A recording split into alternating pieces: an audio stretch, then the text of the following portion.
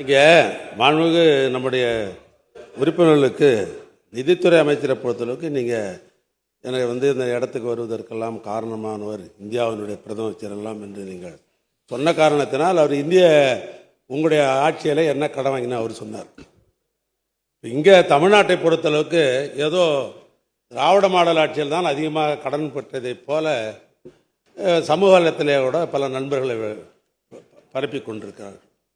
இன்னும் சொல்ல போனால் எதிர்கட்சியினுடைய தலைவராக இருப்பவர் போகிற பொதுக்கூட்டங்கள் எல்லாம் திராவிட மாடல் ஆட்சியில் நாங்கள் தான் அதிகமாக கடனை வாங்கிவிட்டது போன்ற பொதுக்கூட்டத்திலும் பேசுகிறார். அதை விட்டு தான் நீங்கள் தோழம் என்ற காரணத்தால் நீங்களும் பேசுகிறீங்க. என்ன நிலைமை என்ன?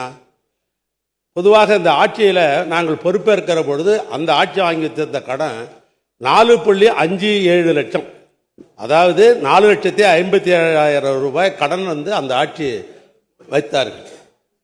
அதுக்கு வட்டி என்னன்னு கேட்டீங்கன்னாக்கா 37,586 கோடி ரூபாய் அவங்க வாங்கின கடனுக்கு மட்டும் ஒரு ஆண்டுக்கு இவ்வளவு. இப்போ 5 ஆண்டு காலத்திற்கு அவங்க வாங்கிய கடனை ஒப்பிட்டு பார்க்கிற பொழுது ஏறத்தாழ 1.88 லட்சம் கோடி ரூபாய் வட்டி மட்டில் வருது.